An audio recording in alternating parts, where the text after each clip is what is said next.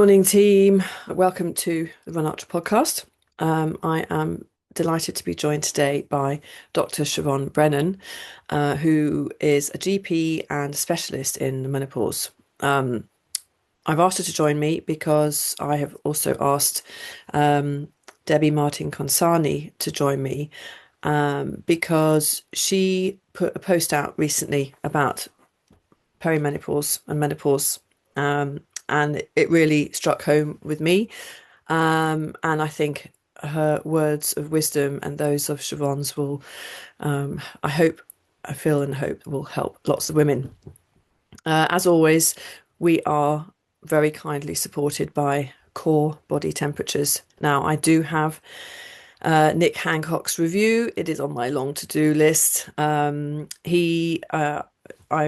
just checked it, and he highly rates it. It has the same functionality as the Core one, but it is smaller and lighter. And one of the key factors about it is the clip. There's a new clip design which makes it much better staying on. Siobhan has entered the room, so I'm going to let her in, and without further ado, we shall start. Hi, Siobhan. Hello. How are you? I'm good. I'm tired, but that's just because I spent a long weekend in Ireland just doing very tricky, difficult stuff, which I saw lovely pictures though, even if the flag yeah, was down. It looked a bit a bit nippy. it was, and it was. It's a mountain I've never done. It's absolutely stunning. Yeah, once we got to the top, it was like, there's no trail. It's like micro nav trying to get across the tops. Stop Right. it. I've got my cats here in the background. They're all just listening in intently. So just apologies if they start yelling and Oh, screeching. bless. So yeah, no, it was good. It was good. Yeah, I think it was just every weekend I go home, I end up writing stuff, hence the fact that I sent that through to you. So yeah, it's gone Yes, down that's. well. I think that's. I'll let Debbie in. Go on, let her in, Yeah, please. I absolutely knew, and the moment I read it, we've all had DNFs, and I think there isn't a single person out there who won't feel what you've written down. Hi, Debbie, Hello, welcome. how are you both? Oh, we're Good, good, good, thank you. Sorry, I good. didn't see Siobhan's thing Oh, it's about. fine. I could use either or. I was just trying Yeah. to find this link. I was just paranoid that I might get chucked out because I did like a podcast thing for Viridian Nutrition talking about weight loss medications, and apparently I was all pixelated out. Now that might be a good thing on a Monday morning, given how fucking knackered I am. But I thought mightn't be the best if we're trying to be interactive and whatnot. So yes, Oh, That's brilliant. fine. It seems to be working fine anyway. Can you hear me grand. okay? I'm never quite sure whether AirPods Yes. or audio on the Yes. No, laptop I is better. can. I can. And I'm afraid, I mean, I've got no idea where my microphone or headphones are. They're Yeah. in they're in one of many boxes. Oh God, It's just Oh, Lord. this is the box room for all the boxes I haven't unpacked yet. Don't oh envy Um, dear. you. It'll be worth it. It'll be worth it. yes, it is. Oh, it already is. It already is, Have you definitely. moved house, Kate? Yes. Yeah, 3 weeks ago. Actually, no, Oh, four this Thursday.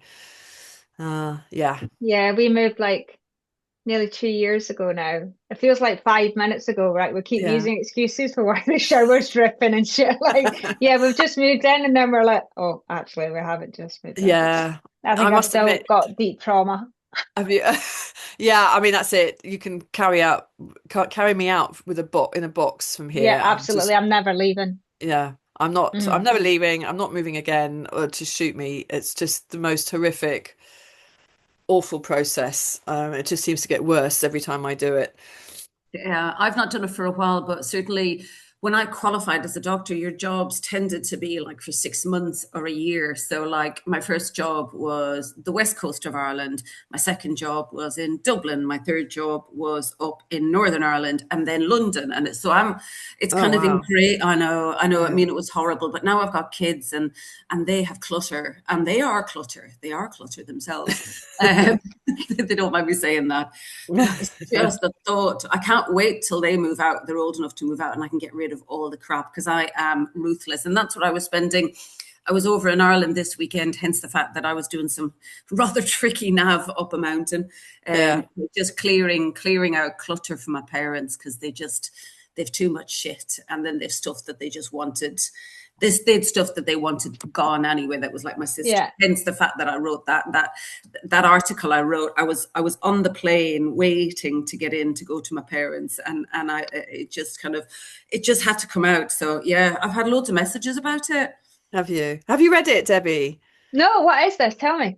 Oh, basically, I DNF'd on Challenger North in January, and I DNF'd last year as well. This year was broken ribs. Last year was some awful vomiting thing from drinking bog water, and it's fair to say I've had a fairly challenging couple of years. And I think my running and my attempts at Challenger North just defined everything for me. So when I didn't finish, I felt this huge sense of failure. And I think some of this taps into, when you talk about the menopause and how we identify as women. And basically I kept thinking, it took about 2 weeks for me to go, I failed, but I'm not a failure. And that's basically the key thing. So I just ended up just writing down kind of all of this, just dumping all this stuff. And then I got it tidied up, and then I sent it to Kate because I wasn't brave enough to post it myself. Because sometimes I think people go, "Oh, just shut up! You're just a boring middle-aged woman who just prattles on about things." And she shared it, and I've had messages from like people all over. It's just send me it. I definitely want to read that. Sounds brilliant. It kind of when I first read it after I wrote it, I just thought, oh my God, I feel really close to tears here. It's just something that there's just a lot of stuff behind it, but actually it kind of just talks about the narrative about how we see ourselves, and I think that taps in quite well into it's just quite therapeutic, right? It's just like, I don't know, sometimes I find it really hard to articulate what I feel verbally, but I can write it down, and things come out much better when you're writing it down as well. I think so. Well, if anyone listening, please go off and have a look. It's in the Run Ultra news section.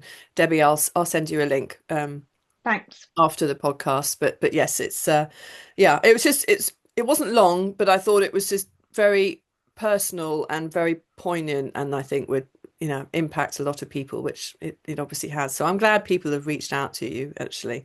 But obviously the reason we're here today is I saw your post, Debbie. 2026 Operation Unfuck Myself.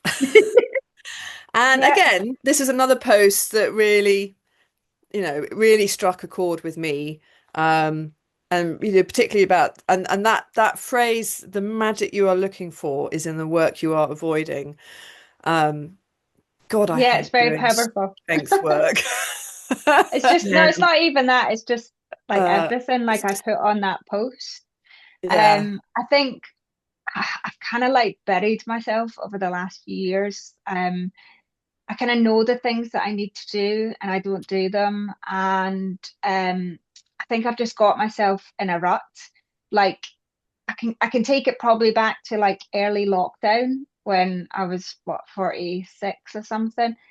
And it wasn't until I was about 48 that I started thinking, all right, okay, I'm getting the symptoms of perimenopause, and I'm super lucky. I don't have all the key debilitating things. So I don't have night sweats, I don't have hot flushes, I haven't had weight gain.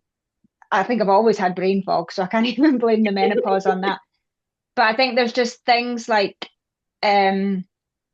I think like the drop in estrogen is really attacking my tendons and the way that I feel. I think I once described it as like running in a wetsuit. Like there's nothing physically wrong with me. There's no area that's injured. It's just this tightness and this stiffness that I just can't explain. And I think I've just kind of got myself in a rut where I run in the morning, I'll do weight training at night. I think everyone got obsessed with everything Stacey Sims had to say. So I started weight training like 3 years ago. So I'm probably like the strongest that I've ever been. And from an aesthetic point of view, I don't think I've ever been as happy with the way I look.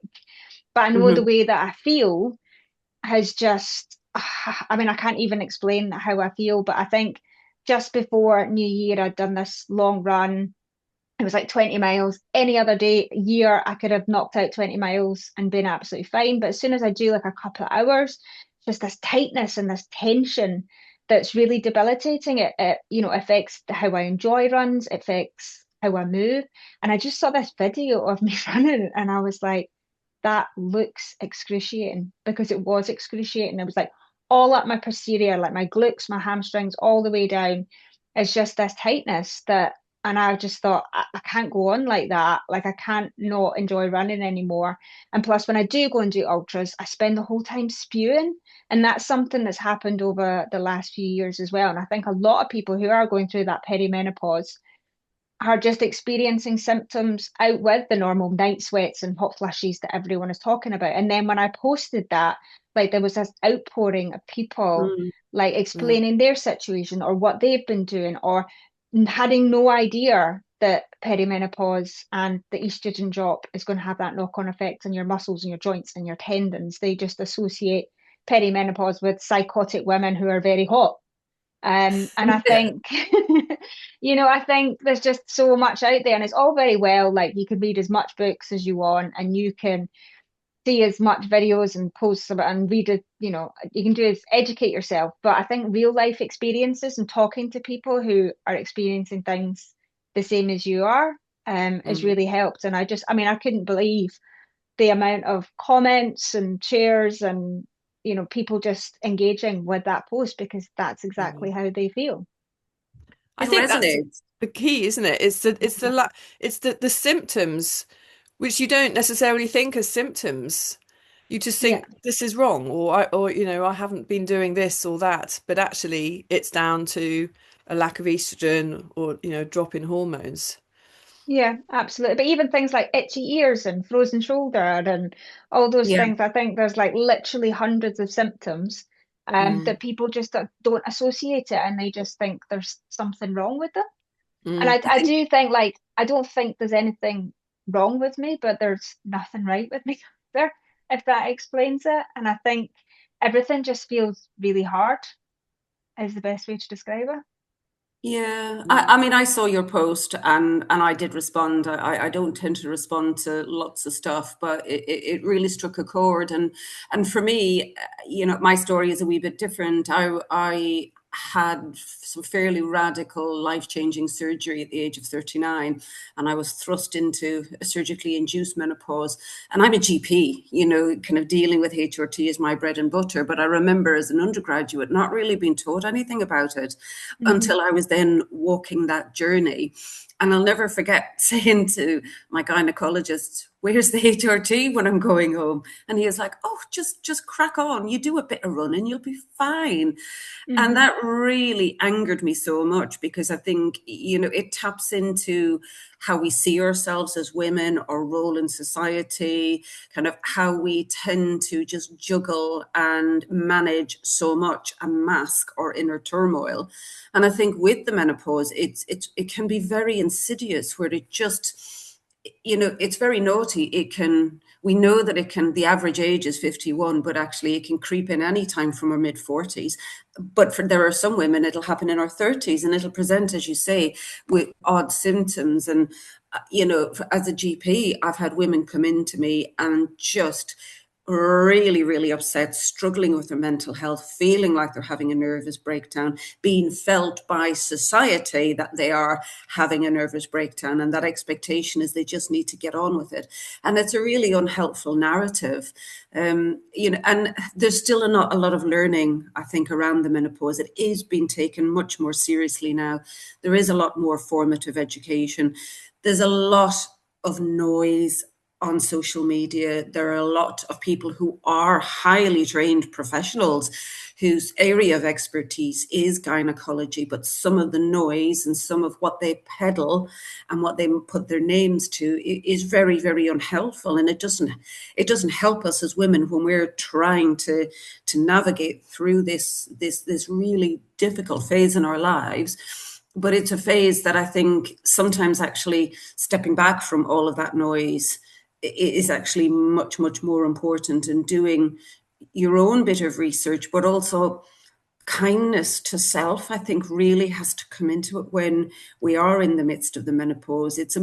I see it almost as like a multi-system disorder, in that our estrogen just tails off. And estrogen affects everything from, as you mentioned, frozen shoulders to really, really tight tendons to our teeth, our gums. It's absolutely incredible how our hormones dictate so much for us. And also the big elephant in the room is that it dictates, and it can hugely influence mood, motivation, how we identify, how we see ourselves. And it's just all a great big mixed up soup of symptoms. And for most women, it's a perfect storm when it arrives as well, because I'm older than both of you, but we're in that time in our lives when our parents are getting elderly, our kids are growing up, they're facing their own challenges.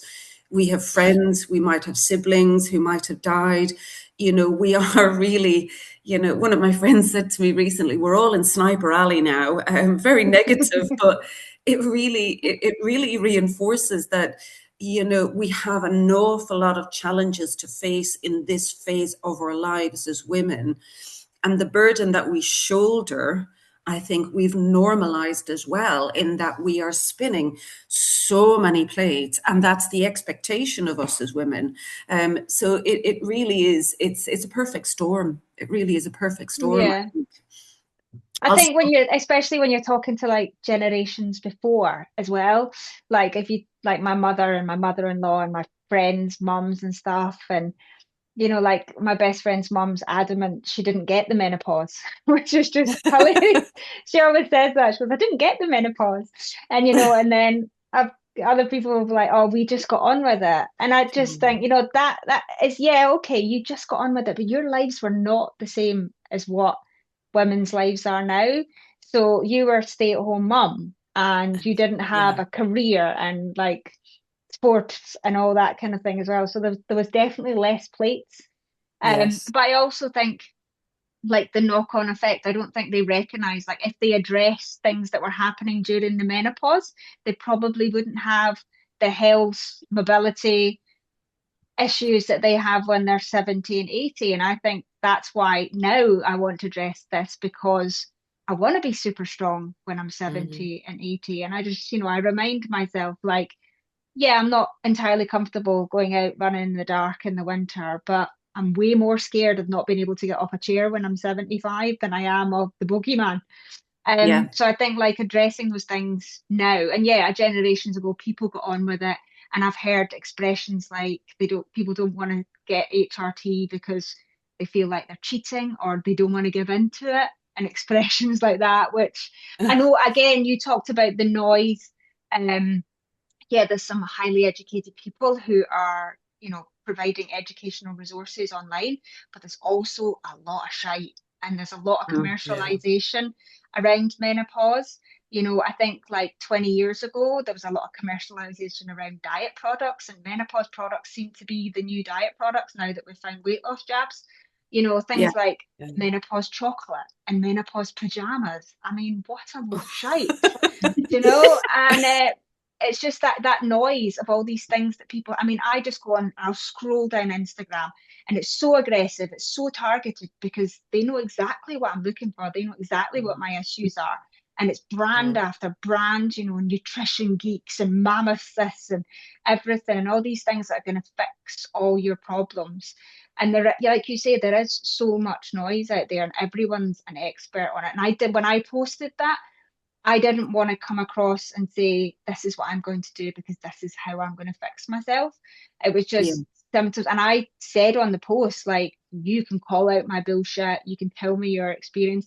And someone did come on, I don't know who that person was because I don't even remember, and said that I was catastrophizing and my language was not appropriate and all this. And I thought, fine, I put out a post and said, you want to call out my bullshit, then you do that. But she would say, I've just assumed she was a she. And the things that I was reading was just grey literature, and the things that I wasn't going to try weren't scientifically tested and all this. And that was fine. I put my hands up and say, I invited you to call out my bullshit. But those things that I know that, It's your personal Exactly. feelings and experiences, and this is what you feel you need to do.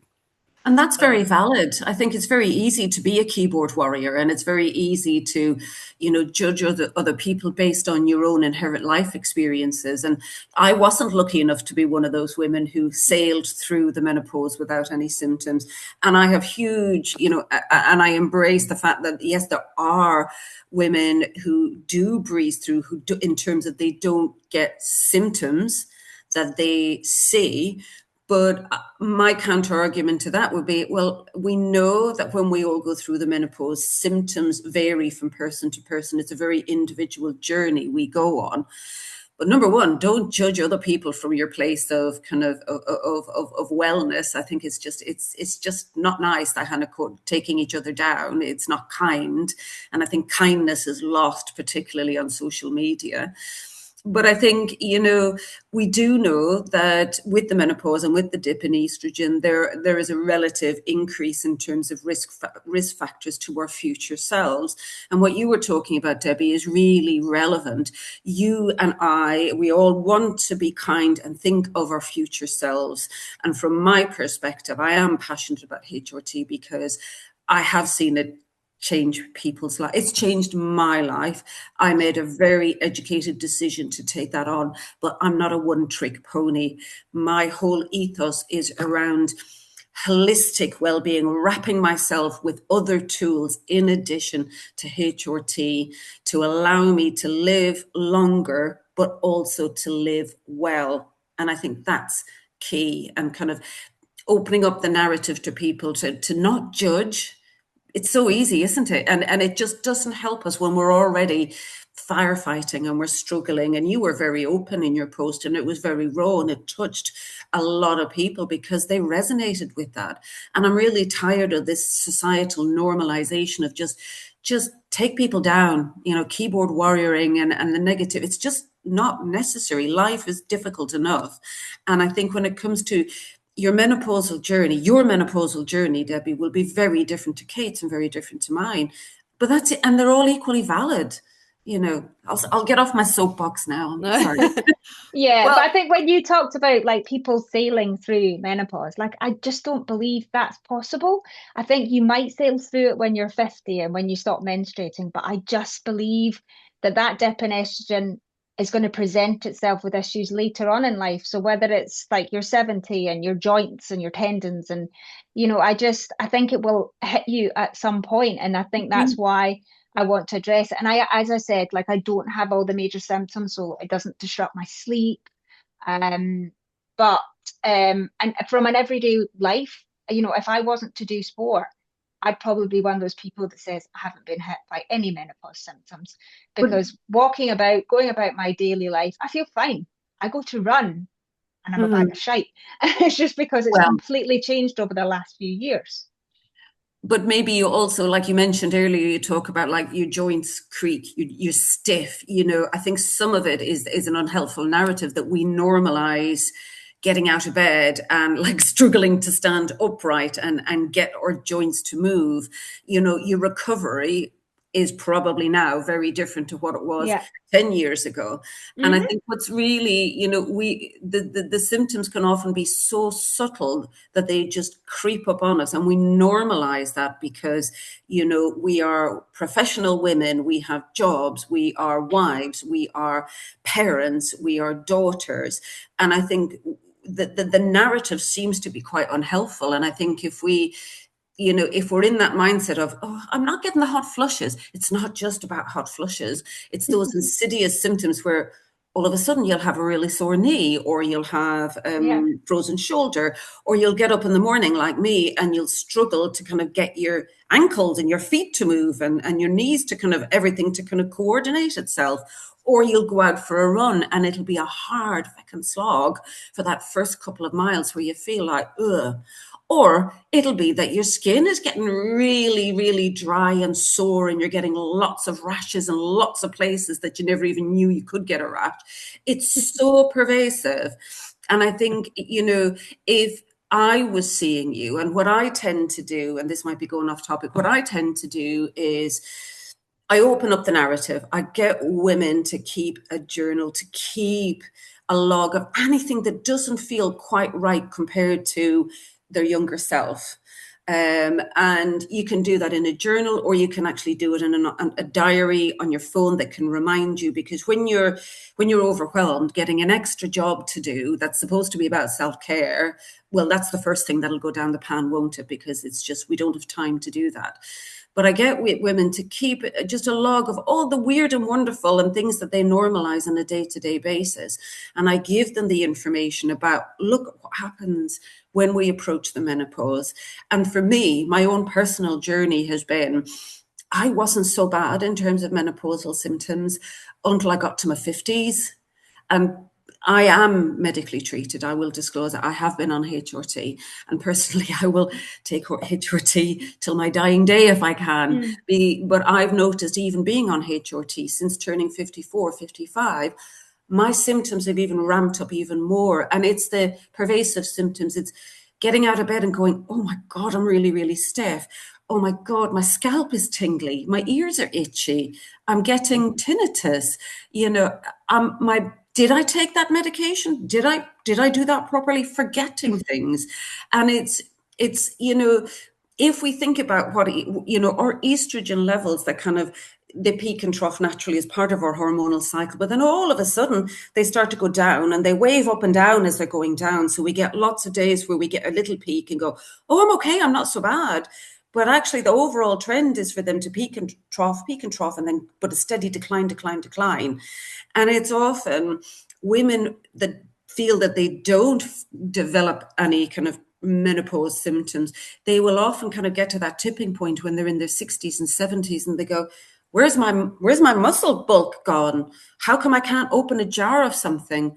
I've fallen on the ground and I can't get myself up, and it ties into what you were saying earlier about, it's future proofing ourselves in a way that, it's not a one trick pony. It's not there to fix absolutely everybody. But I think if you have enough of those subtle symptoms, then it's not unreasonable to think around the options that can help you. And HRT is one of those tools that I think every woman should have available to them. And that narrative is shifting and that's changing. But it's important to remember that it's not in isolation. There's no point being on HRT and being on a regime that is fit for you, your purpose, without, if you're going to the fridge and eating like 4 bars of chocolate and you're eating a ton of ultra processed food all of the time. We've got to kind of look at the other tools that can help us. And that will be, our sleep, what we eat, when we eat, which Sleep. evolves. What is that? Okay, yeah. I will say I came off HRT last June. I went on it because I had to be on it to get testosterone.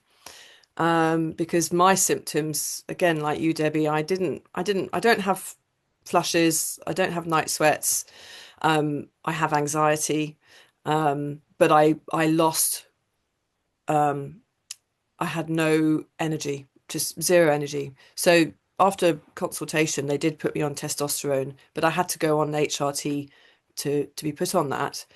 And then I don't know why, but when I rang up to renew my testosterone prescription last year, they said, no, we're taking you off it. So I thought, well, and is this from the NHS? Yeah, just my GP. Yeah. Perhaps I should have said why, or perhaps I should have gone back to the consultant, because the GP can't prescribe it. You have to get it on initially from your consultant. I think that's right, isn't it, Siobhan? It depends on which area of the country you live in, and the whole theory around testosterone is rapidly evolving, and it does seem again that there is almost like this hierarchy that testosterone for men, it follows one particular pathway, but testosterone for women follows a very different one. The teaching that we traditionally had was that you need to adequately estrogenize a woman first from that state of absolute depletion, because the theory is that actually we need to replete which will then dictate kind of what baseline level of testosterone we will be metabolizing when we're on HRT. And then if we still have symptoms of low libido, that's when it can be prescribed on the NHS, either by a GP who's comfortable and has done some training in menopause, or in some demographics, depending on kind of commissioning, you would have to be referred to a menopause specialist, which very often they are GPs who have trained in menopause. They're not necessarily always gynecologists.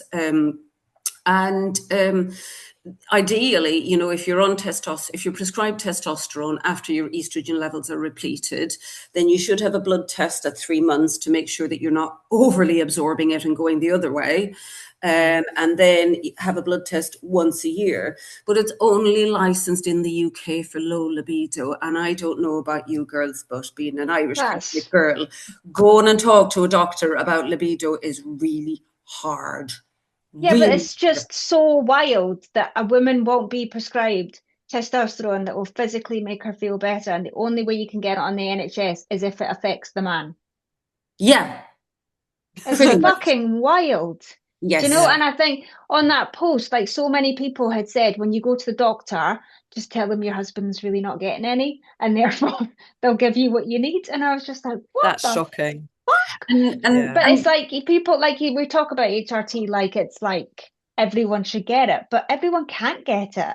You know, it's not. And if you're like, you know, if you've got kids and a family and a house and a mortgage, you can't pay hundreds of pounds for a consultation, and then when it runs out, pay hundreds of pounds for another consultation with your prescriptions on top of that. Do you know? And that's just like, I tried HRT a few maybe 2 years ago, and I went for a consultation. I paid £300. I've got private health insurance with my work, but I wanted to go and actually physically see someone, so my private health insurance would only cover a few people that they had nominated, which I thought, well, that's brilliant. And I just wanted to say, at which point in this insurance policy is there things that affect men that they can't get? But there's fucking none. And, you know, and then I thought, well, I'm going to pay the hundreds of pounds because I would pay hundreds of pounds for a pair of leggings. So let's just like get your health sorted, you know? So I went and I paid this. And then 3 months later, I wanted to obviously get my next prescription. They were like, yeah, you have to come back and get another consultation. And I was like, what? I just want to. Why didn't you go to your GP? Because I just don't know. I just thought I'm just going to go and see, because I just had negative communications where people had said they'd gone along, they tried to get something. They were given like a low dose that wouldn't even, you know, take the edge off it. And I thought, well, I want to go and speak to someone, explain my situation, tell them what's happening, and I want to get something. And I didn't mind. I'm in a fortunate position where I could pay for it. So I thought, right, I'm going to go ahead and do it. And at one point I had to change the appointment because I couldn't go in person. And they were like, yeah, it's £150 to change the appointment. It's just like, what? What? Are you joking? And then I thought, well, I'll just do it online. And then when I wanted to get a repeat prescription, I had to pay another £300 to get another appointment. And I just thought, no, I'm just not doing this. It's not what for me. I wasn't feeling any benefit, and that's why I stopped it. And then I just thought, like, people going to speak to their doctors, I've just heard so much, like having to lie and make up stories to get things that you shouldn't have to do. Yeah, and I think some of that traditionally has been a huge unmet learning need for a lot of GPs, and I think that is changing. I think quite a lot of practices will now have a designated like specialist in menopause that will basically see the vast majority of patients. And I would say to anybody that would watch this podcast, if you're thinking about approaching your GP, have a look on the practice website, see does anybody have an interest in women's health and menopause, because the narrative is slowly changing. And, you know, and I'm very privileged. I have a brilliant GP. He, you know, and it must be really hard as a GP having a GP as your patient, and someone like me as well who's like 100 million miles an hour. But he's very, very kind. But I also had to go and see I went to see somebody privately when I kind of wanted to give testosterone a go. And what the narrative for me very much is changing, but it does still make me very, very cross when I talk to women who've been told, oh, I was offered antidepressants, or women that are going to see their doctor and they think they're getting kidney infections or urine infections. And I'm like, no, we're normalizing so much of our uncomfortableness, but actually this is all about the menopause, and actually that narrative needs to change. But I think societally that needs to change as well, and what even makes me even crosser is that when you do manage to get access to testosterone as a patient, you end up prescribed these sachets of testosterone that are meant for men. So you get this tiny sachet that's got to do you 7 days, and you've got to put out a little blob of it. So you put a blob on, and then you try and close this little sachet, which you're going to put in your cupboard and forget about it and find it 6 weeks later, because that's what happens. And the whole, but narrative, again, needs to shift. Why are we being prescribed a product that's actually designated for men that's not very user friendly? It's really not very user friendly. And actually, if we call it out, estrogen and progesterone are necessary and there are lots of benefits, but it has to be very much tailored to your need and very personalized approach. The same can be said for testosterone. And I have patients who have benefited hugely, not just in terms of libido, but in terms of the energy, sleep, kind of the sense of creakiness, just feeling almost like you've got your old younger spark back. And there shouldn't be this lottery system kind of around who's going to get prescribed what, but unfortunately it still is. And that's why it's really important as women that we really advocate for ourselves. So when somebody comes to me, or if I'm talking to any of my friends, and I do talk a lot, as Kate knows, if they ask me for advice, I'm like, log all of your symptoms, journal them. It's very easy to do it. Go and be specific with your GP, read kind of the evidence, but make your own decisions. But also, go in there with the information so that you can feel like you can challenge somebody if they are out of date. And that's really, really hard when you're coming from a place of darkness, which the menopause can be for some women. But it's really, really, really important that that continues to change. And it is changing. I think it definitely is changing. But it's just trying and when a woman goes to see a GP about the menopause, I would say, if you can at all, book a double appointment. I don't know what it's like in Scotland, but in the UK, you get 10 minutes. I would always overrun, because you cannot unpick the subtleties in a 10-minute appointment. So very often I would overrun, but that's okay, because, people need to go away empowered with all of the relevant information.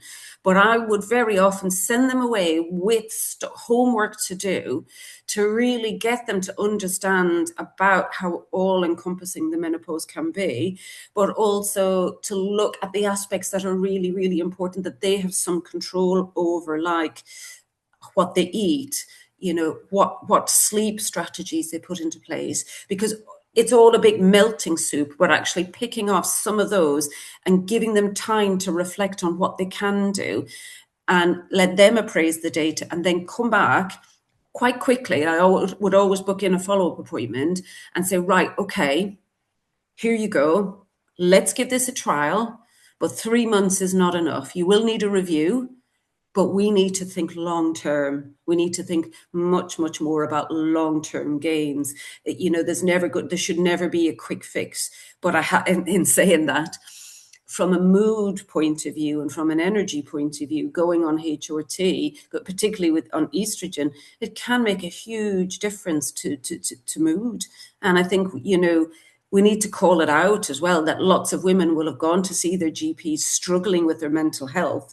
But actually, if they're given time, and if you start unpicking what's actually unraveling for them, it's actually more the menopause. So I think there's still a huge unmet need.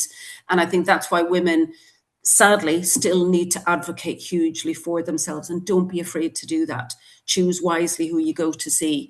And sometimes it's the path of least resistance. If you have private healthcare, go and see somebody, but try and get somebody that you can be personally recommended. Yeah, that's what I've done. I've got an appointment in 2 weeks' time to see someone who has been recommended. So it's definitely a path I want to go down. But I think like all the things that I said in my post that I want to do, I'm not so keen on doing everything all at once, because then I'll never know what does and doesn't work. And that's why I kind of want to leave it. So I've been doing my mobility, and I've started on collagen, and you could probably poo-poo all of those things. But things like I wanted to increase my protein and take out some of the UPFs. But be it's not kind. perfect. Yeah, I've got terrible sugar addiction just now. Like I can't get enough sugar. It's wild. Oh, me too. I've just eaten 2 Star bars before we started. What is it? What is it? I don't know. Well, but there's lots of stuff that I want to do, and I think, like you say, that journal and writing it down is probably something I want to do. Like at 50, and I got my first period when I was 14. I think I was actually quite late, maybe 15. And I've never had a regular cycle ever. When I fell pregnant with my son, like I didn't have a period for a year before that. I mean, I think at the time I could have had symptoms of rare S, but like I didn't know I was pregnant. I missed the first trimester because my cycle has just been like so up and down my whole life. And now I'm at a stage where I do still get periods, but they could be like 25 days, they could be 60 days. But I know now, like, before my period comes, the only real symptoms I get is like really tender, swollen boobs, like horrific. And I should know that. Whereas last week, or maybe 2 weeks ago, like my boobs were really sore, and I went out and did a track session and my tendons, like, and now I know, like, when those symptoms present themselves, don't go and do something crazy, because your body just can't cope with it. But that's things like I'm learning now at the age of 50. That's just taken me decades, that symptoms that I've completely ignored. So I do think, like you say, writing those things down is like would be really beneficial for me. I think the one thing that's, if it's the only message that people take away from today, I would say be kind to yourself. If you feel absolutely knackered, don't train, which I know goes against everything. I mean, you clearly are an athlete, Debbie. I am not. I was. You are. I started running after I adopted my boys, and the only running I did before that was to the pub at university. So basically, so I started running in my 40s, and for me, it became part of my identity, but it became my safe space. It became my, how do I process all this shit that's going on in life? Okay, I'll go for a run and I'll come back a little bit saner. And I got really sucked into, I've got to train according to my schedule, whatever my coach sets me, I've got to do it. But actually, what I've really truly realized over particularly the last couple of years since going into my 50s was actually there will be days when physiologically, I need a rest day, and that's okay. Permission to be kind to self. So I would say, those days when, your boobs are really sore, or you're going to the toilet an awful lot, and your belly is uncomfortable and you're not sure what the hell's going on, actually take a step back, have a rest. I see rest and sleep as active recovery. I'm a big fan of having a nana nap, around sleep hygiene. But I think, the cumulative load that we have carried throughout our lives, it does reach a tipping point. And it's, we are still athletes and we will always be athletes, but we need to just shift our mindset a little bit more and actually think about, okay, actually, if I drop that training day, then actually I probably physiologically will be in a better place the following day or the day after that. And I think, that kindness to self needs to happen. It's like, I'm a big fan of trying to eat really, really well. But at the same time, before we came on here, and I was like, seriously bricking it, going, oh Jesus, I don't know what I'm talking about. Oh, look, there's 2 Star bars in the fridge. Right, I'm eating those before anyone comes home. We've got to normalize the narrative. We are not like, and nobody of all of those people that we see on Instagram, that's not real. That's people performing for an audience because it's their way of generating income and validating their existence. You know, we are real. Our bodies have cumulative toil that they've undertaken from very many, many, many years. And there will be days, particularly when you're in the midst of that roller coaster, when you're down in the depths in terms of your estrogen is tanked, you're not going to want to go and do a mad strength session. If you do, you're not going to perform. You're going to knacker yourself even more. And you're going to be in that negative self-behavior going, oh, I did that crap. I was crap. And as women, we're really, really, really hard on ourselves. You know, I mean, and I'm not man bashing, but most men will be go, great, I've done a session. Maybe we need to see things a little bit more from a man's perspective in terms of, you know, being kinder to ourselves. That self-care becomes more and more important. And I think what you said in your post was really important. I think for me, when I talk to people about change, I say, because, you know, if you do a big long list of all the things that you want to do, that you know is for your longevity and your well-being, most people, particularly when we're in mid-age, will get completely overwhelmed at the choice of, okay, I need to address my sleep, then I need to go to the fridge and I need to get rid of all the chocolate, and I need to make sure that I'm eating kale with breakfast, lunch and tea. We've got to make any change has to be manageable with the cumulative injury that we have sustained to date in our lives, if that doesn't sound too dramatic. And I think small changes are so much easier to be consistent with. And I think that's why, I wanted to make tweaks. There was nothing in that wasn't completely out with the ordinary. I wasn't going to start taking up triathlon or anything like that. Yeah. But there were some tweaks that I could easily make. And I think that's why when I posted that, I was like, I'm going to give myself a year. It's not a quick fix because it's taken me years to get to the position that I'm in just now. And a lot of it is kind of self-inflicted. There's a lot of things that I could have done differently that would make this journey a little bit better for myself. And I think that's why I was like, I give myself a year, and it's almost like an arbitrary goal, like having these goals to do things. And I think sometimes when I have an arbitrary goal, I will stick to it. Clearly, I mean, you don't exactly achieve what you've achieved without that. I mean, I think the core framework that I give to women when I'm talking to them is, this is the evidence around HRT. There's over 88 symptoms to date that are directly attributed to the menopause. So everybody's journey is individual. So I give them the information about what I can prescribe. But I also give the information about, ideally high protein, at least 1 gram per kilogram body weight, probably more for us being, doing what we do. Just eating slightly differently, ramping up the fiber so that we do feel fuller, so that our sugars, our glycemic index is not going all over the place. And that's really hard because we inherently will crave the things that we're depriving ourselves of.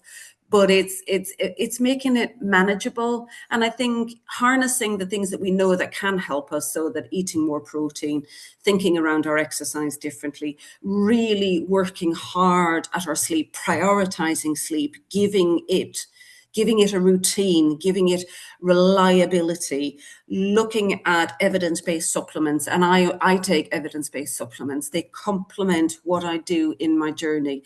But I'm very... What do you take? Right. Well, I've got them here. So I'm all ears. Here we go.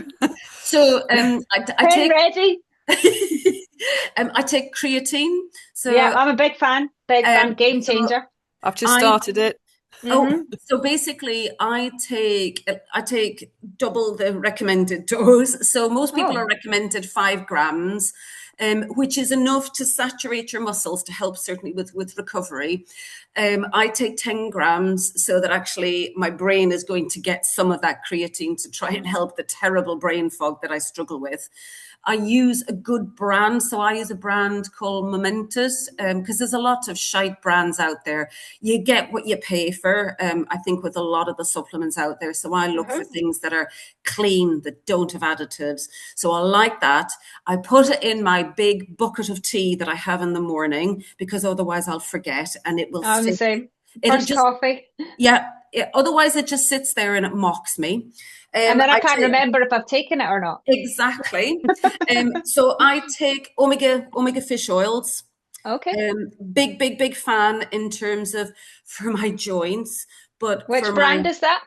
That's Viridian. I do write some stuff for them, but basically my journey to Viridian came through triathlon. One of my best friends, his wife owns Viridian, and they had their motto is no junk, absolute no junk, no crap, no nothing, evidence-based. So I've done some talks for them around kind of my journey to ultra running, and I actually have helped write a menopause journal that you can pick up from Viridian. I'm sure I've got a copy I'll keep for you the next time I'm up north.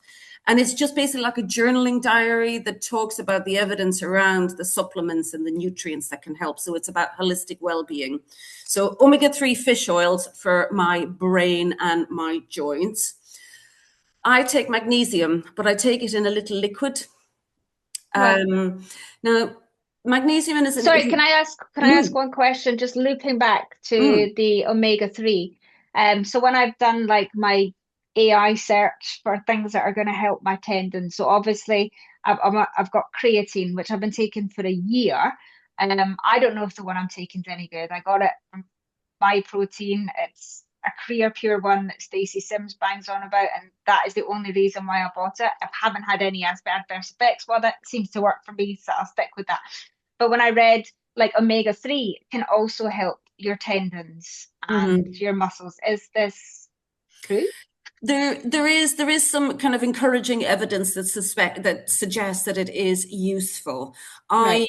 I primarily use it in terms of for the brain impact, for the cognition, almost like while we can't future-proof ourselves against kind of dementia, we do know that eating a diet high in omega-3 fats is really, really good for tendons, which are avascular. So once they start to get tight, they get tight.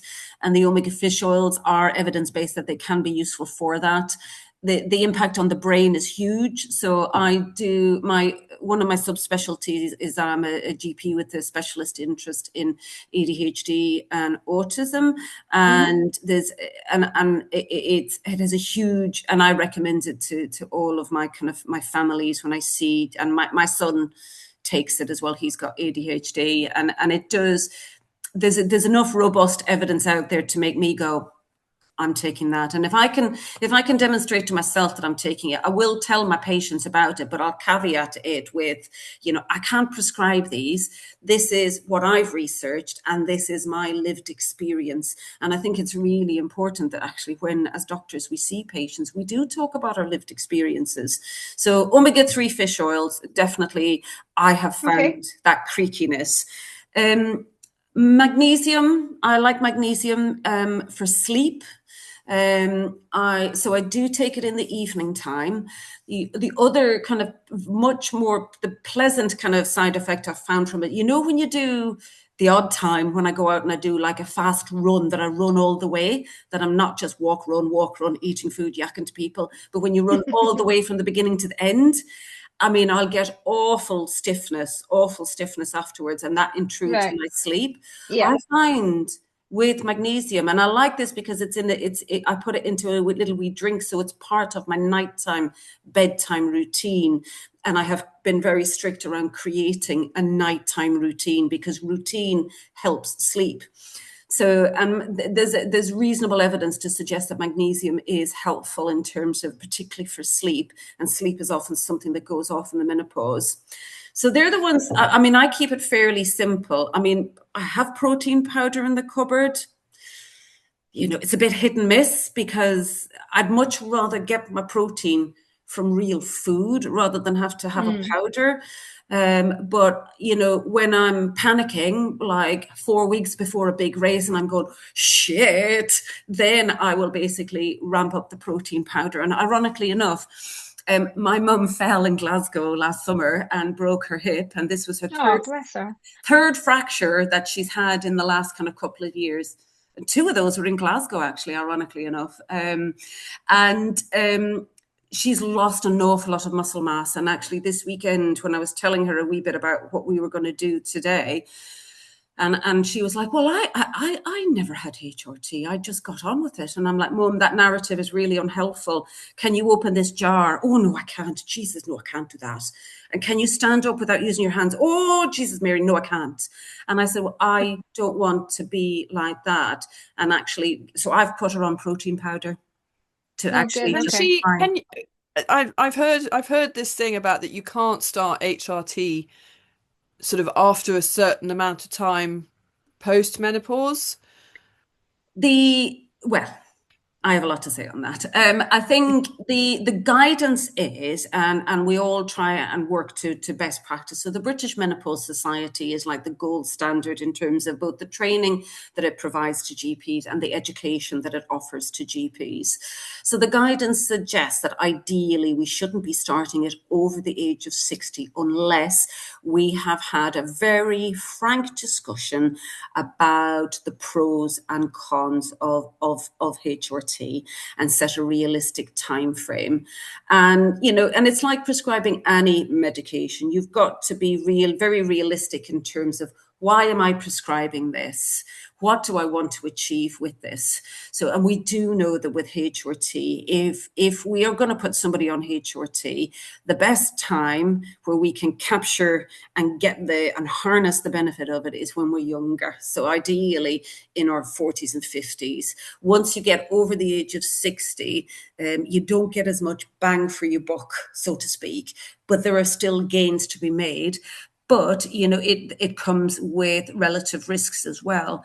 And the key, I think, for anybody thinking about going on HRT is that there needs to be a grown-up adult peer-to-peer discussion, not a hierarchical discussion of a doctor telling somebody what they can and cannot have. It's got to be a discussion with absolute disclosure of all of the positives and the risks that come with, because medications come with risks. That needs to be attuned to the patient's personal history, their medical history, their family history, but also the big thing is address what are their expectations as well. Is HRT going to be the right fit at that age? So many years ago, it was like over 60, no chance of HRT. That narrative has shifted now, but we just need to be very realistic and we have to be very open as GPs in terms of the gains and the negatives, and actually what's prompted this? What's prompted somebody in their 60s to come and see me? What's going on? What's unraveling? So the devil will be in the detail of that consultation and kind of unpicking that. And one of the things that I probably should have said at the very, very beginning is that our journey, every woman's journey through the menopause is individual to us. How we manifest our symptoms is individual to us. There will be times in our lives when our symptoms are more problematic than others. And a lot of that alludes to everything else that we have going on in terms of our jobs, our well-being, our mental health, our families, grief, redundancy, parental illness. It's important that whenever you go and see somebody, they actually tailor it to you and your needs. And your needs, Debbie, would clearly be very different to my needs and to Kate's needs, but they're all very, very valid. And that needs time. And it's important that we as women are open and honest with our GPs. But if so, essentially, for us to gain the most benefit from HRT, we need to start it sort of earlier and stay on it. So Yeah. starting it late, you can't. It's almost like the stable doors open now and the horse is gone. The horse has got one foot out the door. I mean, what I've read recently, I think like the new research and literature around it is it's more beneficial if you start probably in your early to mid 40s. Yeah, I would agree with that. And then follow it through when there is a dip that starts, rather than like me, I'm 50 and now the things are really presenting themselves, even though it's been kind of going on for 2 or 3 years. So yeah, I think like, I keep saying to people, like when they turn 40, read this, do this, because I wish I had this information when I turned 40 rather waiting. So shit so hit the hard though, fan, that isn't it? I start finding out. But I think people's lives are just so busy. Like when you're 40, you're not really thinking about the menopause, are you? That's like for old people, like ages away. And then it Yeah. just kind of Totally, yeah. creeps up in you. And at 40, you don't want to admit you're menopausal, right? It's kind of like, I'm still Yeah. young and fresh and virile. And yeah. But I That's, think like I yeah. wish I'd done all that like a decade ago. I'm I hoping I think haven't messed myself up now by being off it for the last 7 months.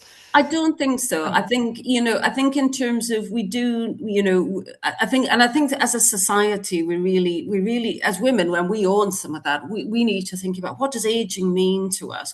Why should we have a sense of shame about feeling menopausal and saying we're menopausal? So all kudos to you, Debbie, for putting that article out on Instagram, because I think it was really brave. And I think society expects us to be young, to look young, to conform to all of these kind of weird kind of Instagram algorithms of what we should look like. And I think we need to own that a little bit more. So I think having that discussion and kind of going, okay, this is, I am aging, and yeah, it is a privilege to age, but it's also bloody hard, and it can feel really, really, really hard, at times based on your symptoms. And I think, being proactive rather than reactive about your health, I think is so, so important.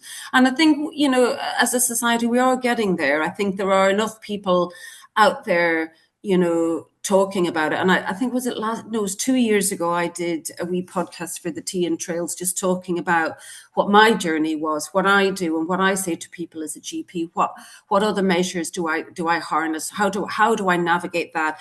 And it was really, really interesting. I went to loads of races after that where people walked up to me and said, I know you. And I'm like, oh shit, what from? Did I put you up in the car, or what did I do?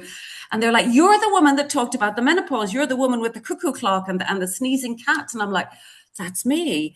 But just the ability to be able to normalize the discussion around it, but actually come at it from a positive point of view. Yeah, the symptoms are shite when they're shite. And none of us want to get older, but actually we're here, we're navigating this. How exciting that we are getting older. We can harness all these different tools to try and help us. And we can really change the narrative by going out and doing badass, really difficult races. I mean, for God's sake, Debbie, look at what you've achieved. It's just, if you look back 50 years ago, and if you said to your mother 50 years ago, right, ma'am, go off and do that 300-mile, whatever you've done, they'd be like, no, women don't do that. Men don't do that. But you bloody did it, didn't you? And I yeah, think, no, but let's, I'll put another spin on that. It's all very well me sitting here saying I've done all these amazing things, but I also compare my body right now from when I did all those amazing things, and it doesn't make the journey any easier yeah, because I've got this amazing past. It yeah, still makes the present like hard. so much difficult because like I can go out and go, shit, I used to be able to I run a used to be able to marathon do at that price. this. I used to be able to do that. I used to feel like Yeah, this. But I also it is. think sometimes like you've got rose-colored spectacles because you always think all sessions were hard, but you think, oh, they used to be so much easier. No, they fucking didn't. They used to be just really Yes, hard as well. But I yes, think for me, I think we live in a society now where it's all quick fixes. It's weight loss jabs, it's aesthetics, it's everyone wants everything perfect now. It's Amazon delivery, like it's yeah, 24-hour this, and everyone wants a super quick fix. But for me now, I genuinely am thinking not just about the race that I'm doing in the summer. I'm thinking about in 10 years' time. I still want to be doing this. Like I want to run forever. I want to be that person that's holding up the checkpoints because they want to close. I still want to be a runner. I still want to enjoy running and being outside for the rest of my life. And I think now it's really come to head where there's loads of things that I need to address. And I'm sitting here talking about, I wish I'd done this when I was 40. I wish I'd known this when I was 40. But I yeah, don't want to be having that conversation when I'm 60, thinking, yeah. why didn't I take that when I was 60? Why didn't I get off my ass and stop sitting down for 10 hours a day? So that was the things that I really want to be addressing now. So I'm not having that conversation with Yeah, myself a decade down the line. I get that, Mm. and I think it's really, really important. I mean, I'm very similar in that I've looked back and gone, because obviously the Northern Traverse is coming up quite soon, and I'm like, God, I did that 2 years ago. How the feck did I do that? Jesus. And it wasn't hard. It was just like a great big lollop from one side of the country to the other. You forget how really hard it was at the time. Actually, and you're like, oh, it was a great big adventure. I loved it. No, you didn't. No, it was hard, and there was snot and tears, and there was accidentally mooning lorries from the side of the road. Actually, I think you tap on something, and I think it's, the past is the past. And I think we're very, very good at analyzing and being harsh about our lives today.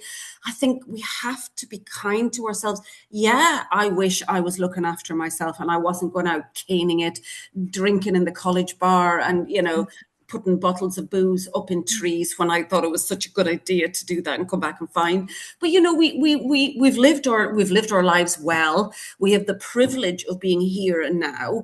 We have enough health and well-being to be able to unpick some of the shite that is out there, to call out the noise. And actually, we can own now, and we have enough knowledge and tools that we can actually help our future selves. And that's a real place of privilege, I think, to be. And, there is no point in regret. I think it's the one thing.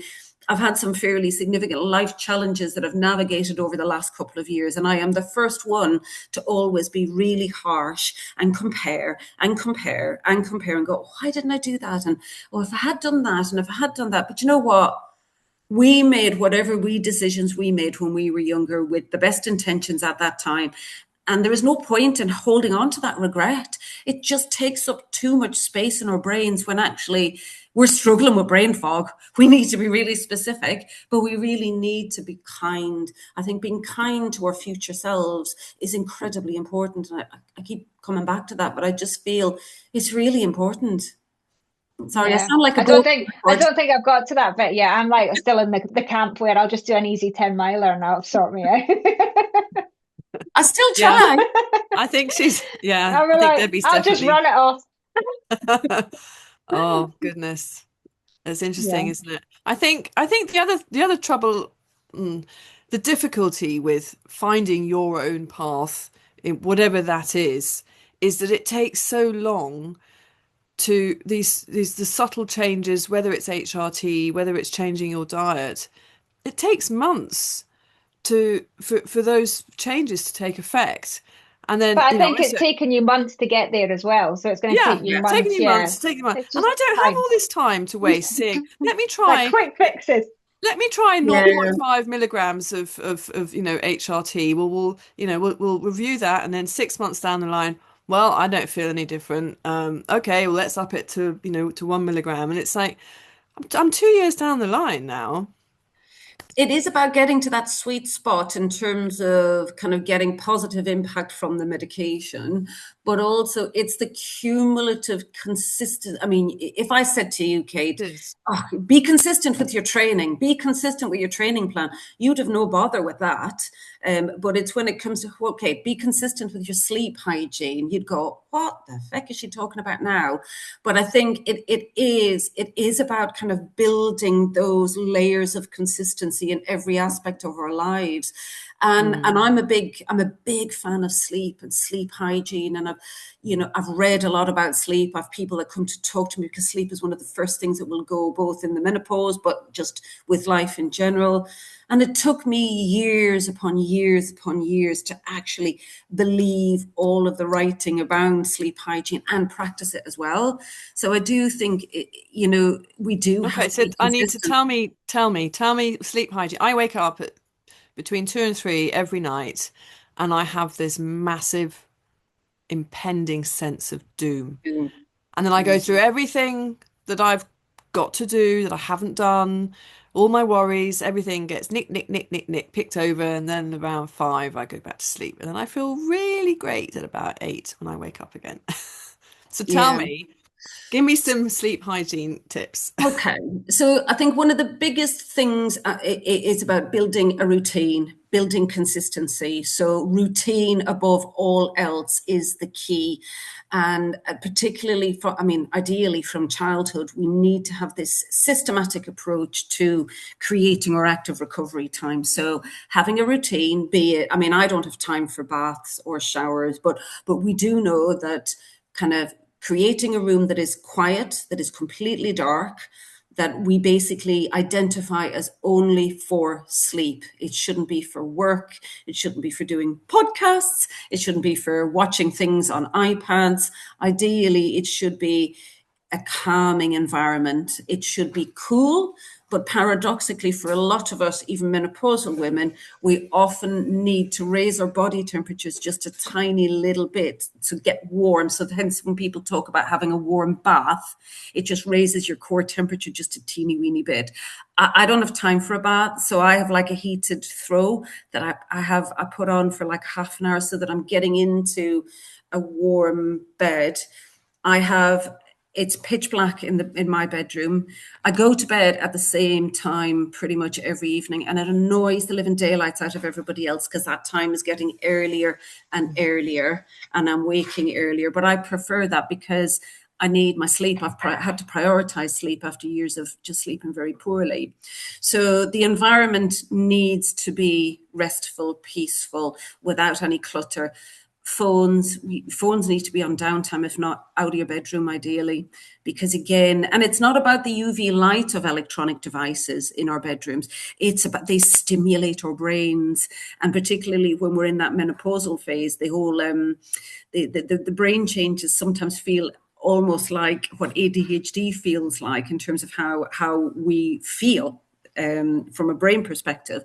So getting all the electronics, getting off them, curtailing social media, particularly for the hours before bed, which has been an incredibly hard thing. But actually coming off all of that doom scrolling that will just absorb us, because our brain needs to be in a state of calmness getting ready for bed, and not heightened, not worried, not triggered by all the shite we've seen online, but not worried about trying to sleep as well.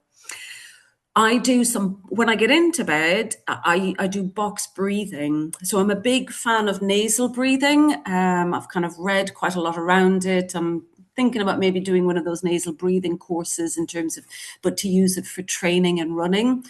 But I'm a big fan of nasal breathing when I sleep. So I find that I sleep better. I look totally sexy. I have a blackout eye mask so that no light will permeate my corneas at nighttime at all, but it gives me that sense of comfort, and it locks out all the light. It's silk, obviously, because I want to age well. Then I use mouth tape, because for me, I find nasal breathing really centers me and calms me down. And then I do the box breathing exercises, and I use meditations. There's an app that I use, Insight Timer, which I find those really, really beneficial. And it's interesting, like I've been spouting this to my patients for many, many, many years and kind of gone, we should have fucking work for me. But cumulative load, I think, has really, really helped me. And the magnesium at nighttime, I found, has been a real game changer. For me, if I wake up in the middle of the night, I don't stay in bed tossing and turning, I just get up. And I think the evidence certainly around sleep studies and sleep hygiene is that actually if you do wake, you're as well off to get up and do something and then go back to bed. Oh, really? I thought it was the opposite. Yeah. So there's a guy who's local to me, a GP, who kind of has the Sleep Project. He basically has done an awful lot of research around sleep, and they do podcasts. I'll send a link through to you. And Aidan has talked an awful lot about sleep, and I've learned a lot from kind of their podcasts. But I've learned a lot about sleep and kind of how to try and navigate that just by actually talking to parents of children who have neurodevelopmental disorders. So I've done kind of a real deep dive, and I've spoken to lots of people around sleep. And, you know, I was challenged by a sleep kind of professor recently when he was talking about the role of melatonin, and I've dipped in and out of melatonin a lot. We produce melatonin naturally in our brain to encourage us to go to sleep, and I have used it. You can buy it in other countries, and I've dabbled in it at times, kind of when my sleep has been absolutely awful. But I know for me that the things that have really kind of, and I thought HRT would fix my sleep. It did help it in that I wasn't waking like I, drenched wet. But I definitely found that my sleep is better with that regularity of thinking to myself, okay, bed, bedroom kind of nighttime routine, prioritize that, and I irritate everybody in the house with kind of the fact that I am so precious about it. But for me, I think sleep is active recovery. And I think even more now when we reach midlife, because our needs are more, the cumulative load that we put our bodies and our minds through, particularly when we're training for big events, and all of the mental load that we carry as working women and parents, I think we need that active recovery. And I don't fear sleep as much as I used to. And there's been an evolution in terms of, there's always been real negatives associated with medications that can help sleep. And there are some newer medications out there now that are licensed to help with sleep, that are completely different types of medications to like the old-fashioned Zopiclone sleep medications, Valiums and whatnot. So I think medicine is getting more sophisticated at coming up with newer products that can be prescribed. But in an ideal world, working on or sleep hygiene, I think, is absolutely key. But also recognizing that our sleep needs will be very individual. So all three of us will have very, very different requirements and needs, and I think it's actually, we take our time to consider how we prepare our breakfasts and our lunches and our dinners, and we look forward to those. And there is all of the pomp and ceremony around setting the table and sitting down together. Actually give that respect to our sleep as well. It's incredibly important. But yeah, the Sleep Project is definitely worth looking at some of their podcasts that are really interesting. Okay, thank you. How's your sleep? I sleep like a champion. Yeah. I go to sleep like that, but yeah, I've got an Aura health ring that tracks my sleep, and my two friends, we've got a WhatsApp group, and I just send them screenshots of this blank line. Wow, it's a gift. And they're like, "How do you sleep like that?" Oh, but yeah, I do. But I do prioritize sleep. Like I regularly, I very much an early bed, early up. And it drives my husband nuts because he'll be like, "We've got like 7 minutes left in this episode," and I'm like, I can't cope, I need to go. Yeah. And as soon as I hit the pillow, I'm out cold, and I sleep pretty much solid. I do sometimes wake up in the middle of the night and have those thoughts about something that happened 15 years ago that had a completely different outcome. But yeah, and then as soon as my alarm goes off in the morning, I'm straight out of bed. I'm a morning person. Like, are you? Oh, yeah. No. So as soon as my alarm goes, I'm just down to out of bed. And I do think it's just like, because I do get up early, then by the time it gets to like 9, 10 at night, you're properly tired. Yeah. So I work away quite a lot. So I work in London quite a lot during the week, and like my favorite thing is just like bed snacks, and then I go to sleep at 8 o'clock. Yeah. And then I'm like up at 5 and I go for my nice long run, and I do all that before I have to go to work, and nothing makes me happier than going to bed at 8 o'clock.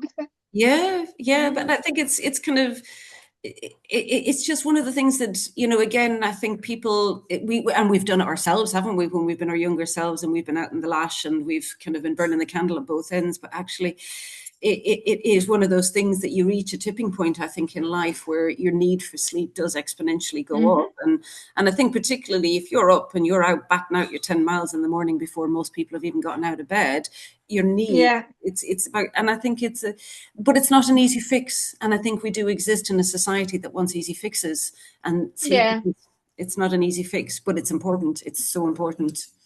But I do think everything is connected. Like, I said at the beginning, like, I don't have the classic menopause symptoms that you would associate. And I do think that's down to exercise and sleep and eating well, that I've kind of avoided all the major things that are life debilitating, whereas the symptoms I have are running debilitating.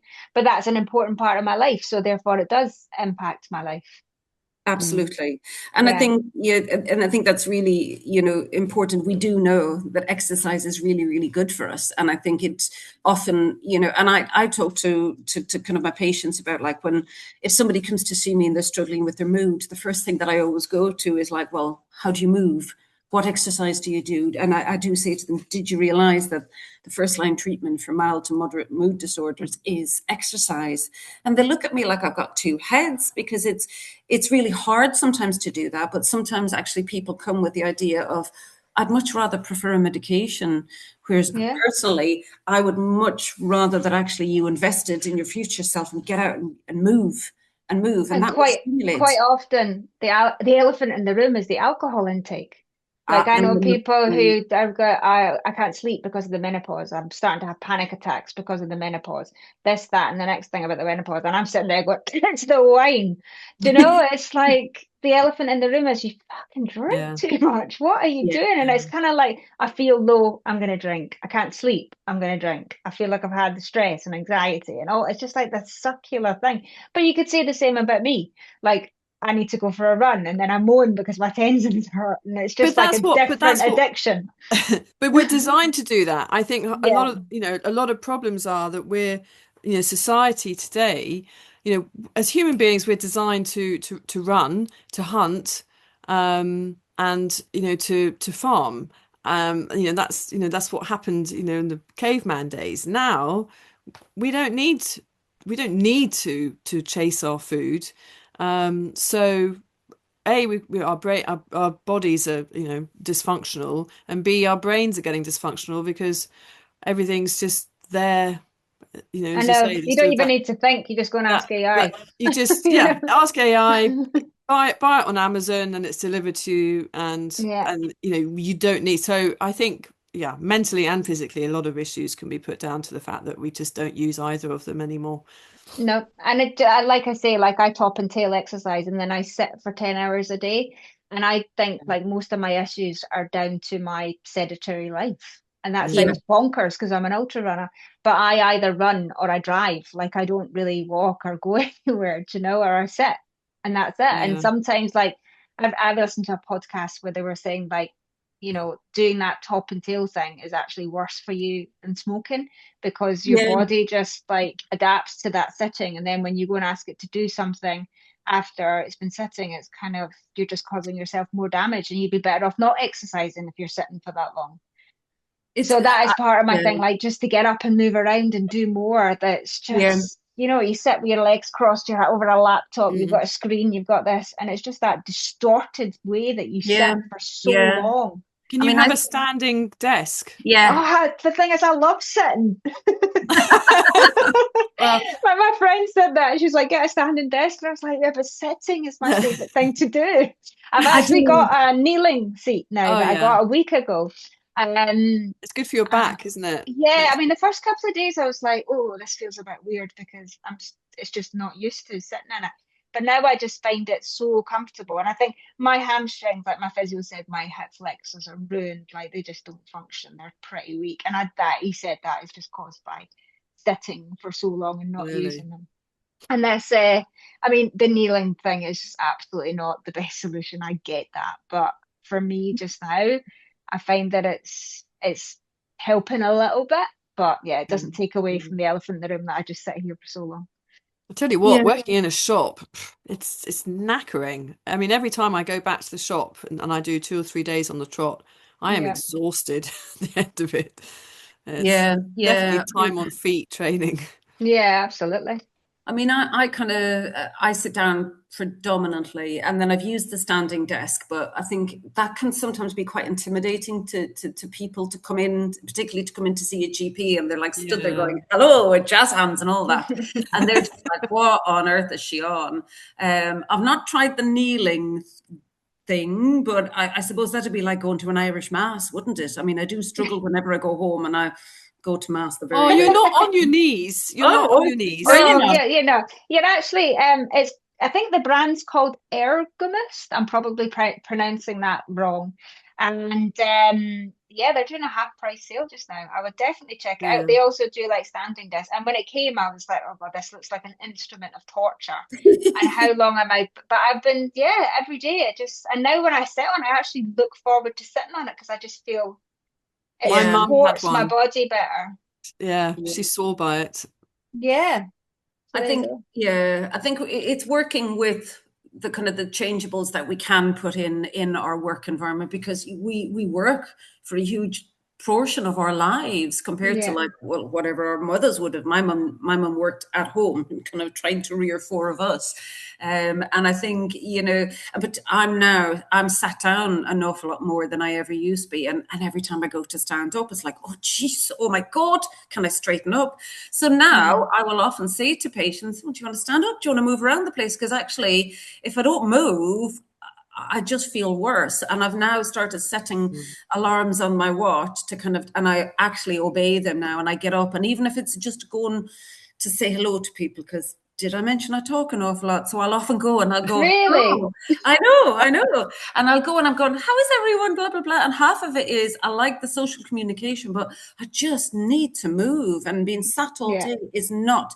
It's not what we're genetically made to do. We're made to hunt and gather and move, and So and also, if you've got arthritis, and I cannot remain still. But I think there's but obviously during lockdown when everyone was at home, and then a lot of people in their hybrid working thing, which I do, and I notice like when I'm in the office, I move so much more. Like just looking at my step count, and you just think I haven't really done anything different from what I've done at home, other than the fact I've come into the office and you go to the toilet and you go to the kitchen and you go and chat to someone, you go into meetings, and then you physically get to the office, and it's just there's so much more movement. Whereas when I work at home, I ran this morning. I'm going to sit here. I'm going to a circuits class tonight, and then I'll come back and sit and watch Netflix. So a lot of people, I mean, I do have a hybrid, but I know a lot of people who just work at home now. Yeah. Oh, God, I don't know anyone who's back in like full time. Yeah. But I do find with this chair, like you say, when you get up, like that, oh my God, like trying to get everything to stretch and straighten and get your hips and your joints to move. I don't feel when I get up, I have that same issue. So there you go. I'm now a convert. Eddie uses one as well. I messaged her and I was like, I've just got a chair, and I sent her a picture and she goes, I've got the exact same one in the exact same colour. So there you go. I'll have to have a look. That and an Ur. Although I like the idea of having stuff that can help me to function. I think for me, the biggest challenge is being consistent with it. I'm very good at kind of go, oh, I'll get that. And then I'll just sit there and it will taunt me and go, you're not using me. It's like the supplements. My supplements journey has been very slapdash, but getting consistency with finding something and that I don't use it as another stick to beat myself with and kind of go, oh, you're not doing that and you should be doing that. You're a failure. And it's like, actually, no. But I think it's those little tweaks that can actually have, huge impact. And I think it's, and I think my key message about anything that we've talked about today is it's that consistency, but also the kindness to self and recognizing that our bodies have evolved and we're very privileged. We are in our 50s. You're not in your 50s yet, Kate, but you'll get there. And I think I'm 55 this year. No way! Wow. Yes. I can say I'm still older than you, though. But I just think, what a great, we're in our 50s and we're alive and we have all of this knowledge. And yes, we do need to apply it and we need to think around ways around consistency. But what a bloody privilege. What a bloody privilege. And then talking about going off and doing these mad races and, and you just think, are we lucky? I think the reframing things is incredibly important as well. And I think that becomes even more important as we get older and face more and more challenges. And on that note, I probably should shut up because I think yes, I think that's probably a very good place to end.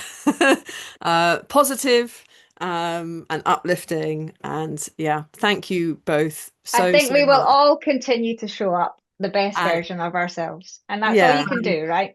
And continue the conversation in any way. Absolutely. Normalize it. And I think, certainly I'm really glad we're doing this today. And, and if you want me to do like face-to-face kind of even just chats, either with Run Ultra or with whatever your group is in Glasgow, because I go to Glasgow a fair bit. And if you just want like even just to have like an informal, just chin wag with somebody who can talk the talk, who has the lived experience, who will call out the bullshit, then I'm happy to do that, because I think, great. It's all about lifting each other up, isn't it? Yeah. We at Wild Hearts Runners, we had a for World Menopause Day, we kind of all got together, we did a run, and then we went back to this hall. We all brought some home bacon. And I think there was maybe about 40 women who stayed on for the chat. And honest to God, it was hilarious. Just my goodness. We just went round the room and we were just howling with laughter. You know, it was just so funny. Like people being like brutally honest about things, and it was just you have to be. Oh my goodness! So is there funny. a Menopause Day? When's World Menopause Day? No, it was a few weeks October the 16th. Weeks ago. Yeah, October the 16th or something like that. 18th maybe. Okay. But, you know, don't limit it to World Menopause Day. You know, just kind of go right. You know, and I think it's really, you know, I mean, I share an office in my second job, and oh, bless the girls. I mean, everything I'm always going on about it, but for a very valid reason. I think we just need to normalize that and just, but not let it define us. I think that's key. Not let it define our future selves. Right, I'll stop. Absolutely. Right. Thanks. Thank you both so much. Bye. Bye.